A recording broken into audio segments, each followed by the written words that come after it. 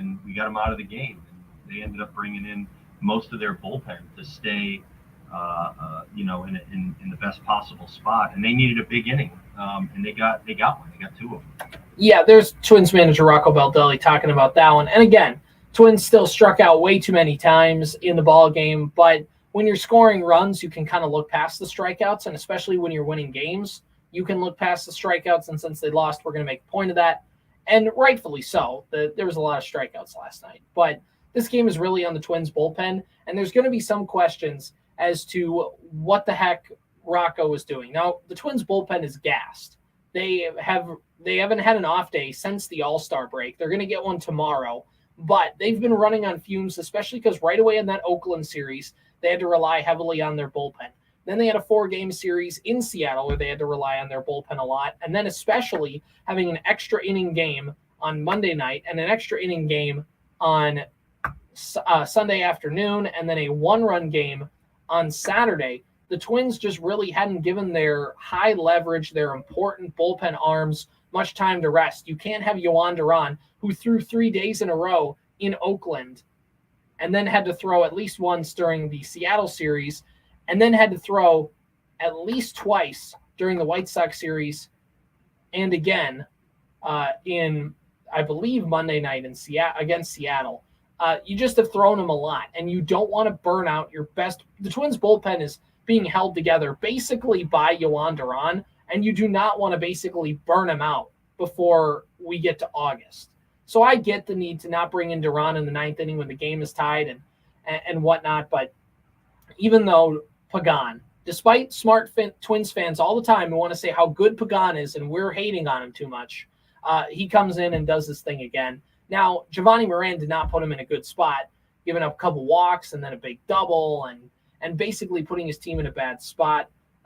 So whether it's Ortega, who then walked a couple guys and hit a batter and then gave up a double with the bases loaded, as you heard, really, even though those 3 guys are probably on the bottom part of the Twins bullpen hierarchy, you still need to come in and get your job done. And I think this kind of just highlights the Twins' biggest need at the trade deadline, which for a long time, and me and Corey talked about this just as early as yesterday, maybe that right-handed hitting corner outfield bat is the way to go to help solidify the lineup. And I'm not saying that the lineup doesn't need help.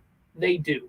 But the Twins, for sure, if they could only make one trade, it would have to be for another bullpen arm. I don't care if it's a high leverage bullpen arm. It doesn't have to be somebody on Yohan Duran's level, but it has to be somebody who you can trust and basically bump Pagan and Ortega and Moran down the list, because you just can't trust all 3 of them.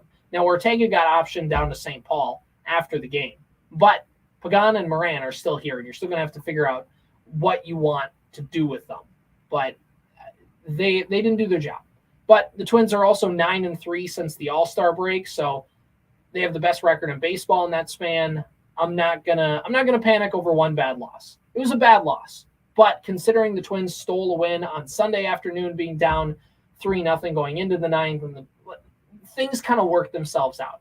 I'm not gonna freak out over this loss. The Twins do this for a couple straight days, then yeah, we can start to panic. But in the meantime, let's just take it day by day. Here's manager Rocco Baldelli talking about walking too many guys late in the game and how it kind of imploded on him. I think really the late innings for us, the part that always bothers you the most is the free passes, which they're not having to. You feel like you want to make them earn it, you want to make them work for it. They had good at bats. We just have to get in the zone is what we have to do, and we didn't do our part. And if we do our part, you have a much better chance of winning. Yeah, that's Rocco Baldelli talking about that. And now let's kind of shift gears a little bit here. Let's talk about the Minnesota Vikings as they begin training camp today. There's a bit of a story, and I'm a couple days late on this, but I think I should just make a note as the Vikings get ready to do training camp. Jordan Addison, the Vikings' first-round draft pick, he was a wide receiver out of the University of Pittsburgh, also a wide receiver out of USC, which is where he played last year in college football. He got a ticket for speeding at 140 miles an hour down I-94 in St. Paul, and his reason was his dog was sick. So it was an emergency. At 3 a.m, Is it? Maybe it is. Maybe it was a dog emergency. Still don't go 140 on the interstate. Don't be doing that. Anyway, I don't know. Is that the new dog ate my homework excuse? I don't know. As long as he just, again, as I said last week, as long as he just moves on from this and doesn't do another stupid thing and compound that mistake, then we'll be all right. And even more, as long as he catches touchdown passes, I think fans will forgive him pretty quickly. Another Vikings training camp storyline as they hold their first full team practice today. The rookies practice for the last couple days to kind of get them up to speed, while all the veterans will report today and have their first full practice. Danielle Hunter is not holding out a training camp. He reported to TCO Performance Center yesterday, even though he does want a new contract. And the Vikings call the situation kind of fluid, day to day, I think is the word Kevin O'Connell used. He's not going to start practicing, but I think the fact that he's reporting shows kind of the goodwill of like, hey, I'm here. I'm doing my part. Will you guys do right by me and get me this new contract? And the Vikings have been a little hesitant to sign out new contracts because they kind of have an opportunity to get out of, the Thielen contract is off the books. The Kendricks contract will be off the books. There's some dead money that's going to finally kind of go away in the next couple of years. And I think the Vikings, who have been trapped in salary cap heck for the last 3 to 4 years, finally see an opportunity to kind of get out of it and have some wiggle room financially to sign some impact free agents and to do some other things. Re-sign guys like Justin Jefferson primarily. You also see that you got to take care of some guys like Danielle Hunter, or do you not? Or do you let him? He's not going to play if he doesn't get a new contract, but do you trade him? You're probably not going to get a ton of value for him at this point, but is it worth trading him to get some assets versus signing him to a long-term deal? Do you give him a bunch of money for this year and say, hey, man, you do your thing and we'll figure it out in the winter? I don't know what exactly it's going to look like. All I know is that things will kind of just work itself out. But Danielle Hunter, I think, is a player worth keeping around. He's been a Viking. He's still young. Brian Flores, love to work with him, I'm sure, and the things that he can provide on the edge. And the other thing for the Vikings is, I know you talk about, people say just get rid of him. If he doesn't want to play for the Vikings, then get him out of here. Too expensive, get him out. But the only problem is for the Vikings is you're going to have to get some pressure to the quarterback somewhere. Outside of Danielle Hunter and Zadarius Smith, they did not do a lot of edge rushing. They did not do a very good job of rushing the passer. Now, you could say that's on Donatel not blitzing a lot, and you're probably right. But also, Zadarius Smith isn't on this team anymore, and he had about half of the Vikings' pressures on the quarterback, and the other half basically came from Danielle Hunter. So are you basically going to try and start from scratch?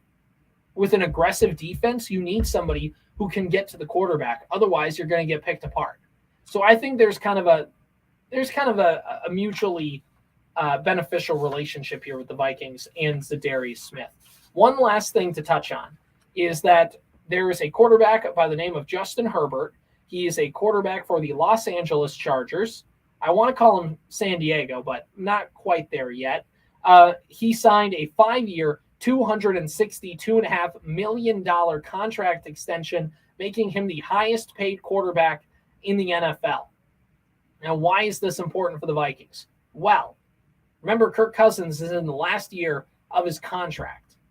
And with Kirk Cousins being in the final year of his contract, that means that the Vikings have already declined in the offseason pretty much to hammer out a new deal. I think there's been some baseline discussions, but the Vikings haven't shown a genuine, let's get this deal done. Let's get Kirk extended. Let's make him a Viking for the next 3 years. There's a bit of hesitancy on the Vikings side, whether it's, hey, man, we don't know if Kirk's going to have another good year, whether it's we want to wait and see, and maybe we want to draft a rookie quarterback next year, and we just want to get Kirk Cousins' contract off the books. Either way, Kirk Cousins, there's a very good chance he's not a Viking next year.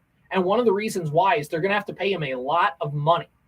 And with Justin Herbert getting paid, Joe Burrow is inevitably going to get paid by the Bengals slightly more than that, which means Kirk Cousins probably will only take a 3-year deal. But are you willing to pay a 3-year deal where your quarterback is going to be making almost $40 million a year? The Vikings are trying to shed salary cap, and they're trying to get out from underneath some of the contracts from the end of the Mike Zimmer, Rick Spielman era. And do they want to sign up and have a bunch of the salary cap go towards the quarterback, or do they want to go get their own quarterback? Because remember, Kevin O'Connell, even though he's worked with Kirk Cousins before, didn't sign Kirk Cousins. Neither did Kwesi Adolfo-Mensah, the Vikings GM. So maybe they want to bring in their own guy and have a quarterback on a rookie contract so you can use that money elsewhere on the team. That's the big question. And I think time will tell. If Kirk Cousins leads the Vikings to another 13-win season, you probably got to extend him. If the Vikings go 7-9, yeah, you can probably look for a new quarterback. This has been the Morning Sports Desk for Wednesday, July 26th. Minnesota News Network. I'm Brent Paul. Fargo Mayor Tim Mahoney says there might be a